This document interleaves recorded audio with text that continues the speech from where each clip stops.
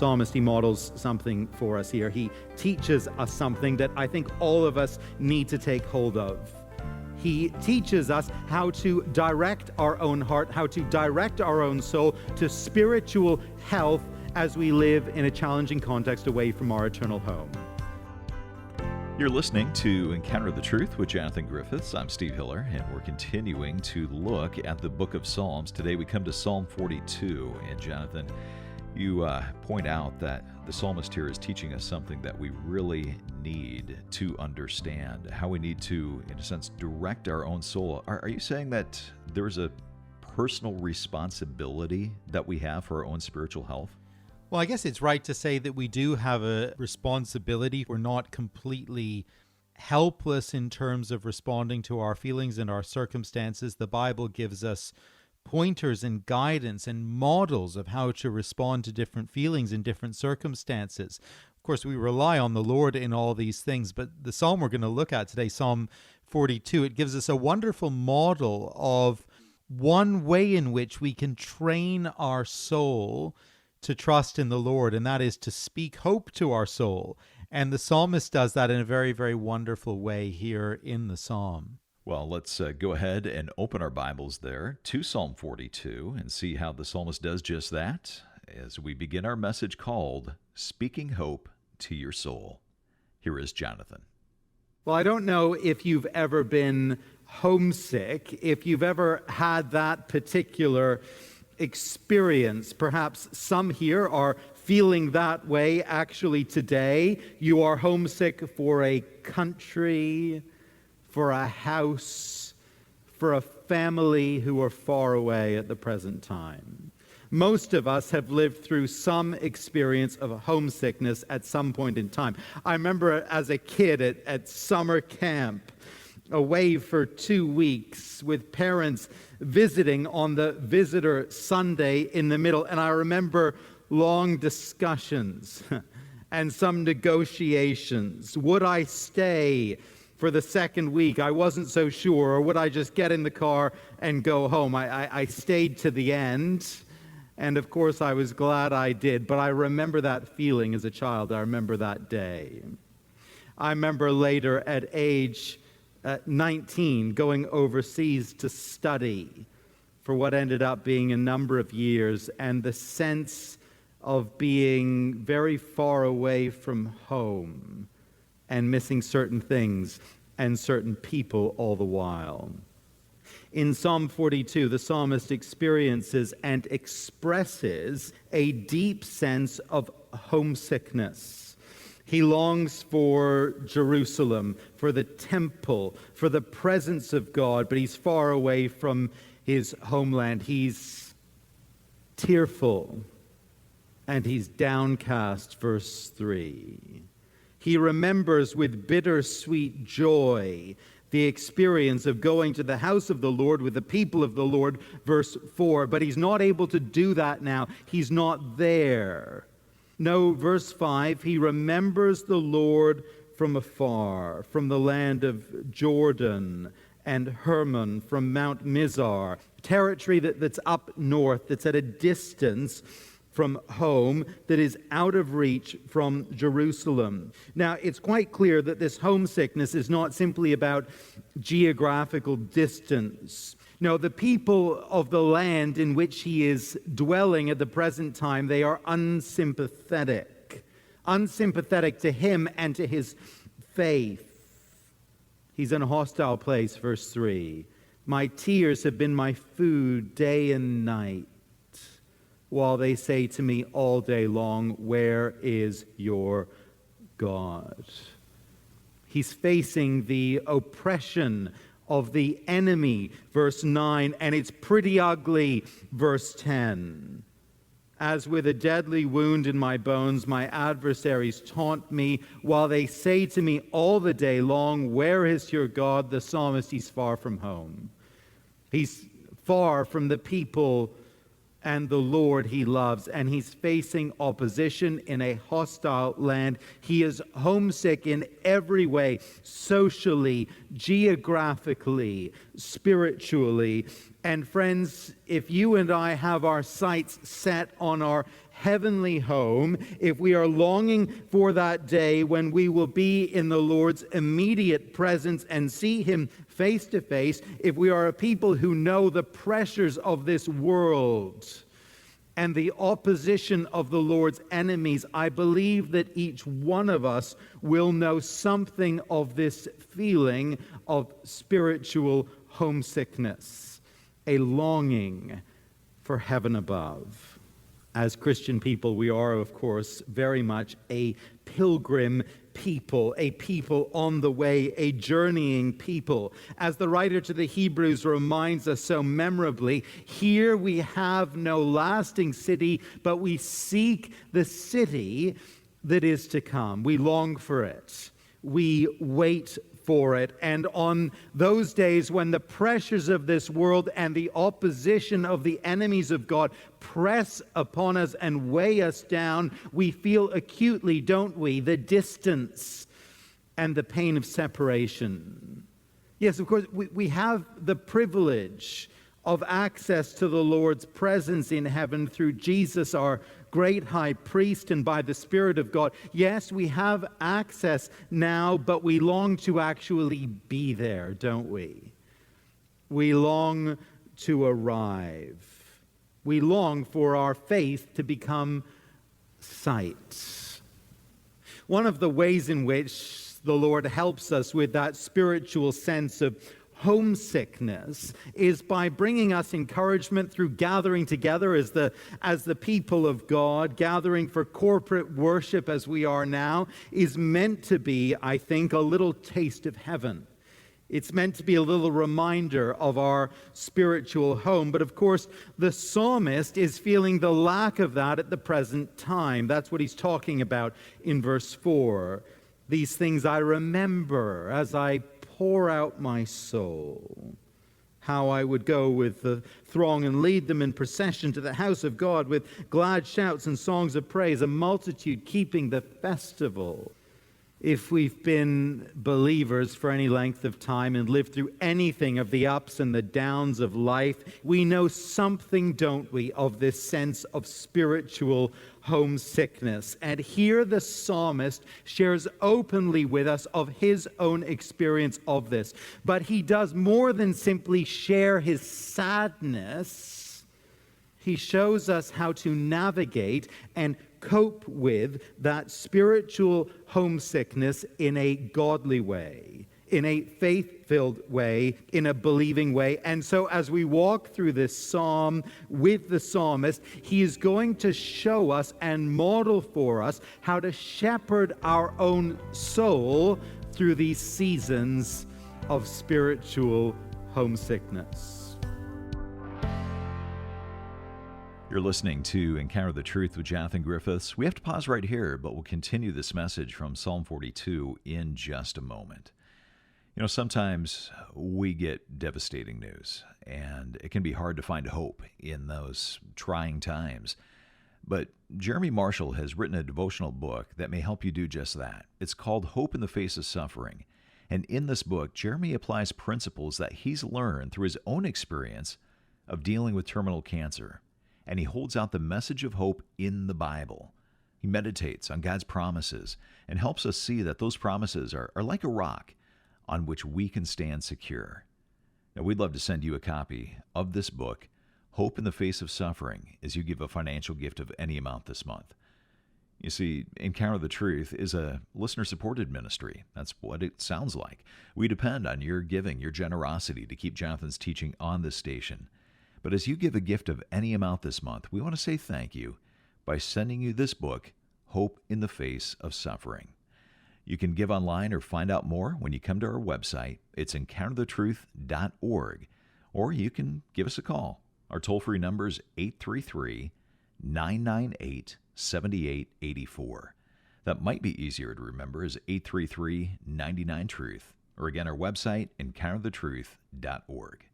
Back to the message. Here is Jonathan. One of our kids is taking a course from the Red Cross this summer online, and part of the course is some basic first aid training. And they said to him on the course of the opening lesson, you need to make sure you have a really good first aid kit at home. That's something to check in on and prioritize. We had a number of first aid materials in the house, but we didn't have a complete and an up-to-date kit. So we took the advice and we ordered a new one. The new kit arrived the other day, and when we opened the box, we realized what we'd been missing: bandages of every size, a good flashlight, antiseptic wipes, equipment for CPR, a thermal blanket, and on it goes, all the rest. It's wonderful, actually, to have this kit now and to know it's there. And of course, when accidents happen, there won't always be help right to hand. We hope that we could get to the doctor if there was a real need, but if we were, in a remote location, or if there was a bad storm, it's important to be in a position where you can help yourself, where you won't be totally reliant on other people for the help you need. The psalmist here in Psalm 42, he recognizes that he needs to administer some first aid to his own soul in this time of isolation, in this time of homesickness. And you and I, for the sake of our own spiritual resilience, our own spiritual well-being, we need to be able to do the same thing for ourselves. Psalmist, he models something for us here. He teaches us something that I think all of us need to take hold of. He teaches us how to direct our own heart, how to direct our own soul to spiritual health as we live in a challenging context away from our eternal home. Notice with me three things the psalmist models for us in this. First of all, he models for us a longing of the soul. A longing of the soul, verse 1. As a deer pants for flowing streams, so pants my soul for you, O God. My soul thirsts for God, for the living God. As creatures of God, as people made by him and for him, it is natural, isn't it? It's appropriate that we should find our fulfillment and our contentment and our joy in him. But sin, it always has this habit of misdirecting the longings of the human heart. In our waywardness, we habitually turn to seek fulfillment in created things rather than the Creator himself. That's really the very heart of sin, isn't it? That's the very nature of idolatry, pursuing and worshiping God replacements rather than God himself. It's what our world does compulsively all the time, of course, pursuing fulfillment in passions, pleasures, pursuits, possessions of this passing world. But in times of difficulty and distress, the pursuit of these things can actually become more and more desperate and more frenzied. And I think we could probably discuss a number of ways we see that happening. But here we have the psalmist in a time of difficulty with this feeling of pressure from the world, this sense of spiritual homesickness, and his declaration of soul is this: as a deer pants for flowing streams, so pants my soul for you, O God. My soul thirsts for God, for the living God. I wonder what you reach for when you're thirsty on a hot day. We've had a number of very hot days this summer. If we happen to have a taste for sugary soft drinks, those synthetic sugar-filled drinks that might taste so good but be not so good for us, if we're not careful, we're always going to want to quench our thirst with the junk food variety of drink. If when we're thirsty, we always reach for a Pepsi or a Mountain Dew, we're going to end up in a little bit of trouble over time. It's important, isn't it, to train our taste buds, to train our senses to thirst for water, to find refreshment in pure and healthy, life-giving water rather than drinks that'll do us harm if we quench our thirst with them all the time. And you and I, we need to be sure, and we might need to retrain and realign our appetites in this sense. We need to be sure that our heart and our soul is longing for the Lord himself, is seeking refreshment and finding fulfillment and finding joy in him and not in anything else. Now, of course, that's no easy thing for us just to do, even if we belong to the Lord, even if we've known him for a long time. When the pressure rises, when the difficulty comes, when sadness and even that sense of spiritual homesickness presses upon us, we are liable, aren't we, to go and seek satisfaction of soul in other things. A new purchase, a nice vacation, if we could actually go anywhere these days, a new career challenge, a new relationship, something else altogether. We're entirely vulnerable, aren't we, to that line of thought, to thinking that our soul will be soothed or satisfied by the things of this world if we pursue them hard enough. But the psalmist, by utter contrast, models for us something wholesome and something healthy and something altogether right. He's trained his heart to long for God himself. This imagery of the deer heading for that flowing stream, it's one of the most memorable images, I tend to think, in the whole of the Psalms. It lodges in the memory in a wonderful way. This deer knows instinctively where to go for healthy refreshment, where life and renewal will be found. And here's the best thing of all about thirsting for God. He is available, and he is accessible to each and every one of us. He'll never disappoint us when we come to him. One of the greatest sources of misery in this world is in longing for fulfillment in something we can never actually have, a certain experience, a certain possession, an achievement, and it eludes us. Life just feels empty because we can never take hold of it if we've set our heart upon it. But the Lord has given himself to us. This is the gospel, isn't it? The Lord has given himself to us in Jesus Christ. He is available to each one of us by faith. The invitations of Scripture in this regard, they're wonderful, aren't they? Isaiah 55 and verse 1, familiar words, "Come, everyone who thirsts, come to the waters.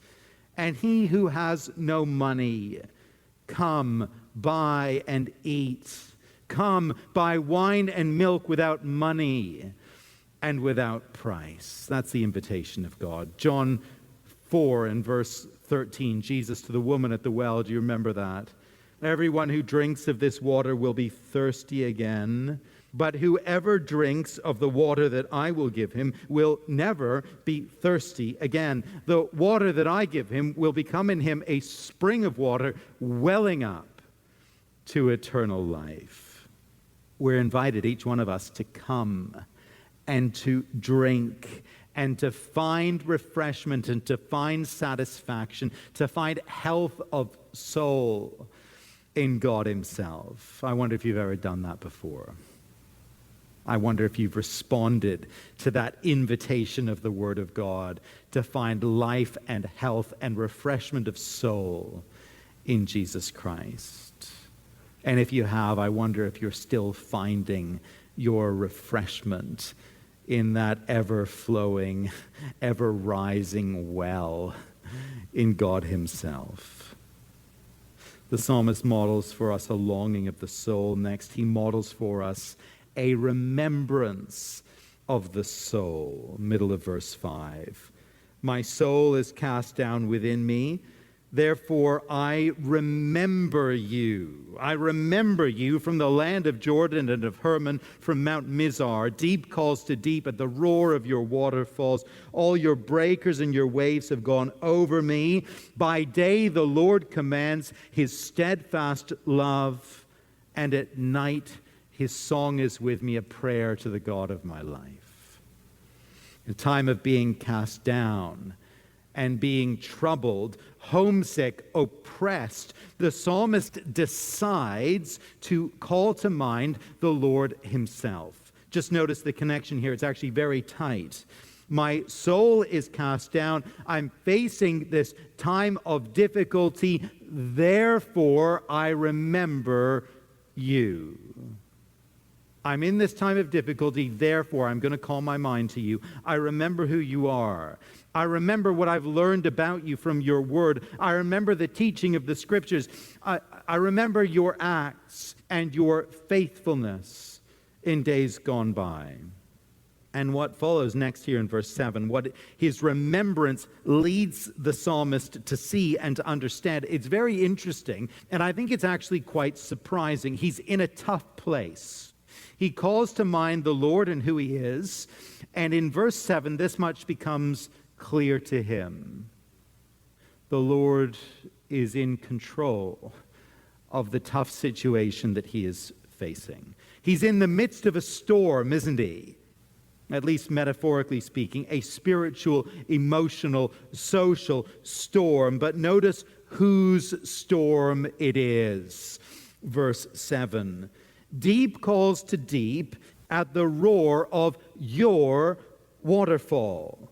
All your breakers and your waves have gone over me. I'm practically drowning here, says the psalmist. But as I remember you and I remember who you are, this much has become clear to me. This storm, these bursting rivers and crashing waves, they all belong to you. They're yours. You're commanding them. You could stop them, but they flow in accordance with your will. Even though I'm far away from the home I love, even though the unbelievers around me are making life tough for me, you are actually in control, and you are actually at work in all these things. Because the rivers and the waves and the storms of life, they flow and they billow at your command. They're yours. And so the conclusion of the thought comes in verse 8. You are lovingly commanding my circumstances each day. And at night I can sing your song of thanksgiving and of dependency. By day the Lord commands his steadfast love. And at night his song is with me, a prayer to the God of my life. Friends, in seasons of social pressure and of spiritual homesickness, we need to be those who consciously and intentionally call to mind our remembrance of the Lord and of who he is. We need to remember that he is the sovereign God who is ruler over all life circumstances, that he is powerful, that he is good in the exercise of that power, that he commands the winds and the waves, and he does so in accordance with his steadfast love for his people, his covenant love for us.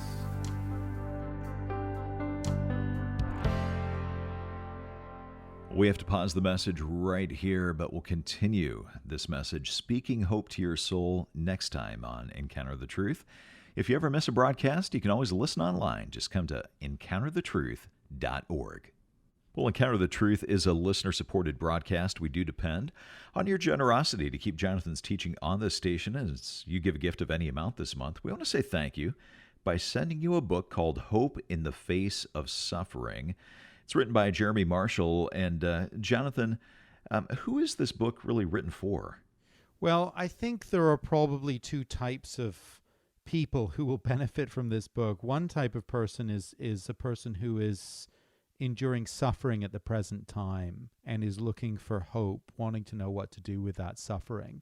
And for such a person, this book is designed to point them to Christ and to give hope in his promises and in the offer of his salvation. But, you know, all of us, if we're not suffering at the present time, it's pretty certain that we will suffer. And we need to know how to think about suffering, how to understand it, and what to do with it. And I think this little devotional guide would be a tremendous help to prepare us for suffering as well, if we are those who are not suffering, particularly at the present time. Well, we want to send you a copy of this book, Hope in the Face of Suffering, as you give a gift of any amount this month. You can find out more, give online when you come to encounterthetruth.org or call us at 833-998-7884. That might be easier to remember as 833-99-TRUTH, or again, the website encounterthetruth.org. Thanks for listening today, and I hope you'll join us next time.